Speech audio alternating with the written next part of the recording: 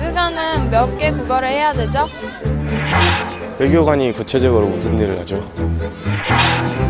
외무고시가 없어졌다는데 외교관은 어떻게 하면 되는 건가요?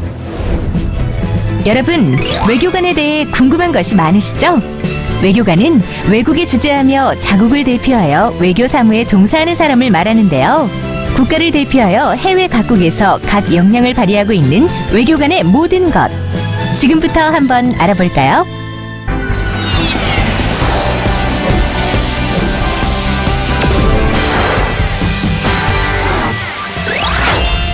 (21세기) 글로벌 시대, 세계가 하나의 지구촌 마을이라고 불릴 만큼 정치, 경제, 문화 등 지구촌 안에서 각 국가 간 교류와 외교의 역할이 중요해지고 있는데요. 모든 나라와 각 분야에서 적극적인 외교 관계를 맺어야 하는 만큼 능력을 발휘할 유능한 외교관이 더욱 필요한 실정입니다. 정치, 경제, 군사, 과학, 문화 등 전 분야에 걸쳐 자국의 이익을 지키기 위해 상대국과 협의를 이끌어내는 이들. 국가대표 멀티플레이어, 외교관의 세계로 함께 떠나보시죠. 프랑스의 수도 파리. 이곳엔 1950년대 말 세워진 한국 대사관이 있습니다. 대사관이란 외교관이 주재하는 공간을 말하는데요.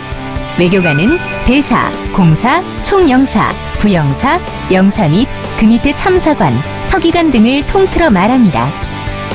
파리의 작은 대한민국이라 불리는 이곳에서 오늘의 첫 번째 주인공, 장영욱 2등 서기관을 만나봤습니다. 안녕하세요. 저 주불대사관에서 근무하고 있는 장영욱 2등 서기관입니다. 외교관은 우리나라를 대표하여 외국에 파견돼 대한민국의 권익을 지켜내는 일을 하는데요.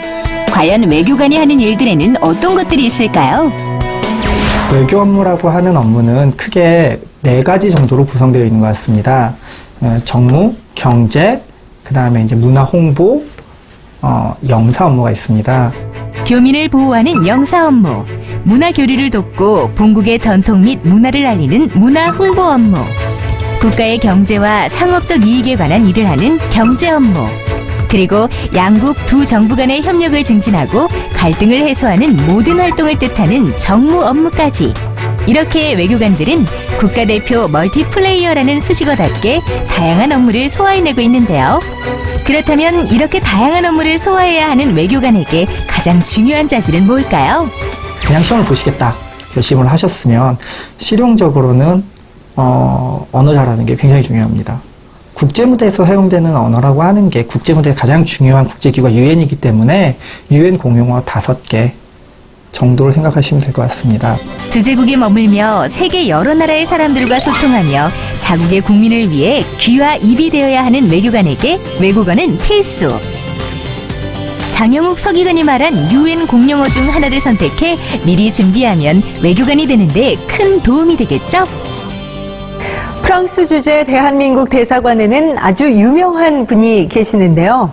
바로 국내에서 외교장각 도서 반환을 이끌어낸 박흥신 대사입니다. 외교장각은 1866년 병인양요 때 프랑스가 약탈해간 것으로 박흥신 대사를 비롯한 외교사절의 노력으로 145년 만에 고국으로 환수됐는데요. 이처럼 우리나라 국민 모두를 가슴 뭉클하게 했던 그 값진 결과를 만들어낸 주인공입니다. 지금부터 만나볼까요? 외교장각 도서 반환의 성공은 외교관의 역할이 얼마나 중요한지 다시 한번 깨닫게 해주는데요. 외교장각의 도서 반환을 위해 박흥식 대사가 보여준 협상의 기술은 많은 외교관들에게 본보기가 되고 있습니다. 박흥신 대사는 외교사절 중 최고 직급인 대사로 대사관의 운영을 책임지고 있는데요.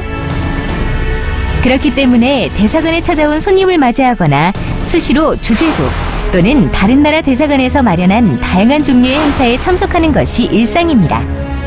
하지만 외교관의 일들이 이렇게 화려하고 즐거운 것만 있는 건 아니라고 합니다.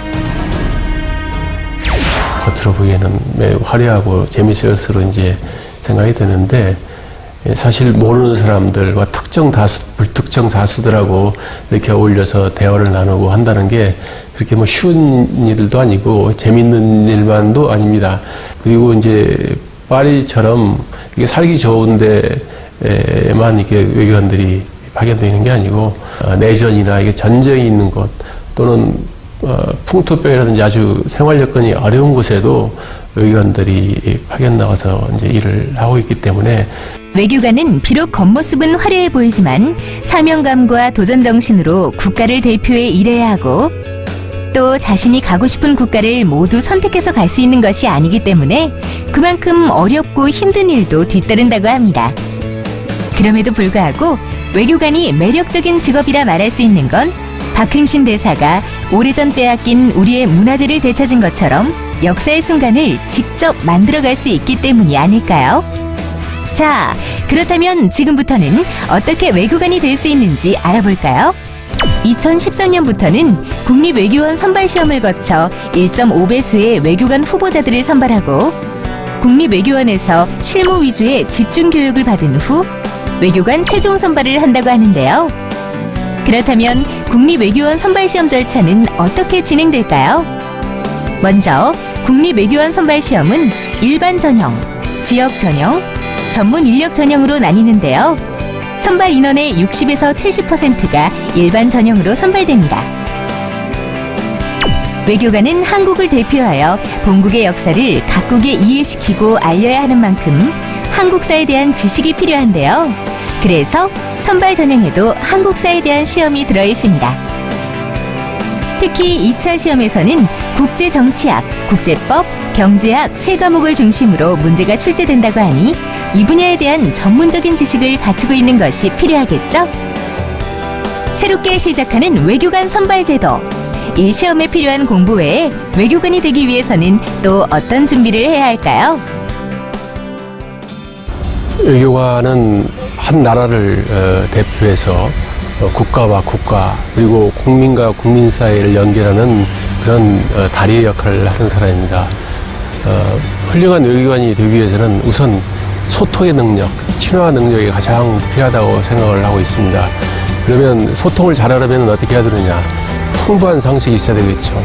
외교관은 많은 사람들, 다양한 계층의 사람들과 만나야 되기 때문에 모든 사람들과 풍부한 대화를 나눌 수 있는 그런 상식을 갖춰야 됩니다. 35년을 외교관으로 살아온 박흥신 대사는 마지막으로 외교관은 우리나라를 대표하는 사람인 만큼 국제적인 매너와 모범적인 생활 자세를 갖춰야 한다고 강조했는데요. 지금부터 외교관이 되기 위한 준비 시작하세요. 외교관은 그 직급에 상관없이 우리나라를 대표하는 얼굴이라고 할 수 있습니다. 외교관을 꿈꾸는 분들이라면 방금 살펴본 선배 외교관들의 조언처럼 세계 여러 나라에 대한 상식을 넓히고 보다 면밀한 준비를 하시길 바랍니다.